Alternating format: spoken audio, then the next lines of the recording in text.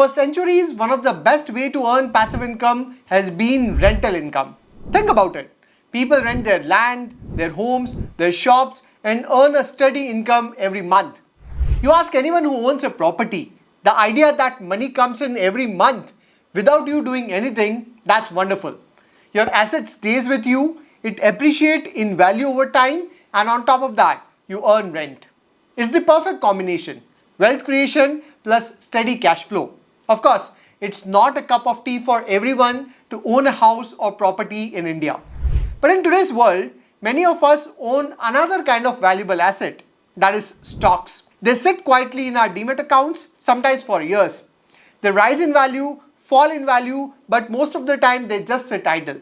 I always wondered, just like real estate, why can't we rent out our stocks as well? What if we could earn extra stream of income without selling our stocks? Well, that's exactly what stock lending and borrowing mechanism, that is SLBM, allows you to do. A system where you lend your stocks to others for a defined period and earn a rental income in return. I'm sure a lot of you would be new to this concept of stock renting. That's where in this video we'll learn how SLBM actually works, and then we'll take a practical example to explain SLBM concept. Alright, let's get started. So SLBM or stock lending and borrowing mechanism allow you to rent out stocks from your portfolio holding to traders who pay you fixed rent in exchange for these shares. The big question here is, how does the borrower and lender benefit from it? So let's say you own 1,000 shares of company XYZ, but don't plan to sell them anytime soon. Those shares are just sitting idle in your Demat account. So instead of letting them sit idle, you lend the shares through stock lending and borrowing mechanism. On the other hand, there is a trader who believes company XYZ stock price will fall in the short term. So the trader borrows your shares through SLBM against a borrowing fee and sell them at, let's say, 500 rupee each. Now if the price dropped to 450 rupee, trader B buy back the share, return them to you and keeps 50 rupee profit per share, minus the borrowing fee. Meanwhile, you earn a lending fee for letting the trader use your shares without selling them. That way, both lender and borrower benefit based on their market view and strategy. Now you might ask, what if the share price of company XYZ increase from 500 to 550 rather than falling? In that case, it's a loss of 50 rupee each to the trader. On top of this, there's a borrowing fee as well. Whereas as a lender, you will still get your 1,000 shares plus the lending fee. So in this case, you actually benefit from both stock price rise and the lending fee. Just to summarize, in stock lending and borrowing, as a lender, you don't have any risk. Your shares are safe and you earn a fee. However, for borrowers, it's a high risk, high reward game with high upside as well as downside based on stock price movement. Here, please note that once you rent stocks and the order is successful, they move from your Demat account to the Demat account of the user who has borrowed the share from you via the exchange. Every rental contract has an expiry date. On the expiry date, the stock exit from the borrower Demat and are sent back by exchange via the clearing corporation to your Demat account. Usually it takes 24 to 48 hours for the stocks to reflect back in your Demat account after the expiry date of the rental contract.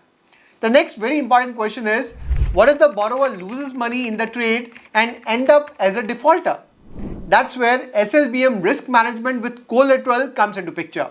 Let's understand this. Imagine a trader wants to borrow 1,000 shares of ABC currently trading at 500 rupee. That's a total value of 5 lakh. Now the trader can't just take the stock and run.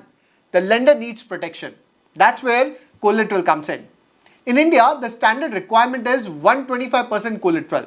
So the trader needs to deposit 6.25 lakh rupee in cash or approved security with the clearing corporation.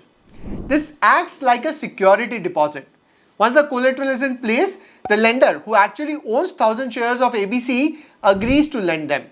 The shares are transferred to the trader account, but the collateral stays with the clearing corporation. At this point, the lender is fully protected. Even if the trader mess up, they won't lose a rupee. After the trade, the trader buys back 1,000 share, and if let's say ABC has fallen to 480 rupee, trader spent 4.8 lakh, return the shares to the lender, and the collateral of 6.25 lakh is released. Trader here makes a profit of 20,000 rupee, minus the borrowing fee of course. And the lender gets their share back safely, zero risk on their side. Now what if ABC jumps to 550 rupee and traders can't buy back? In that case, the clearing corporation will liquidate traders' collateral of 6.25 lakh rupee, buy back the stock, and the lender is fully protected. If there's any excess collateral left after buying the share, trader gets it back. So the system makes sure the lender never takes a hit. All the risk is on the trader, that is the borrower. So that's how stock borrowing works in India. Borrowers deposit 125% collateral, gets the stock, can trade it and return it. In case of default, collateral covers it. That's what makes stock lending and borrowing safe. Now let's look at the practical example to understand how you can lend shares from your brokerage platform. To understand this concept of stock renting and borrowing, we'll use the Dhan platform. I was really looking for stock renting feature for a long time but could not find it anywhere. Dhan is the first platform to digitize this entire stock renting process in a very simplified manner within a few clicks. So this is Dhan's interface where you can see the home screen. Just click on the tab Rent Stocks. Here you can find the first tab that shows Live Now. This includes stocks that are in demand right now. Basically, there's an SLBM update that comes out on BSE and NSE every morning where they list a set of stocks for lending and borrowing. For instance, here you can see the stock name, then you have quantity in demand.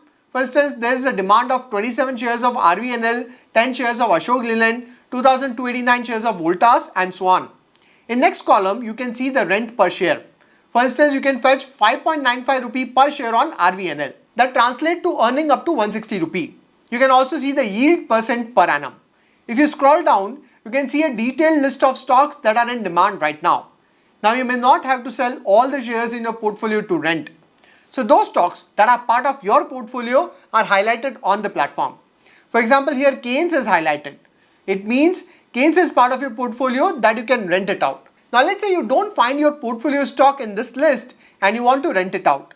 In that case, just go to Make Offer tab and it will show you stock portfolio that you can rent.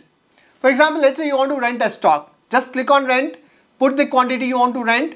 Here you will be able to see how much money you will earn from it and how long the share will be rented.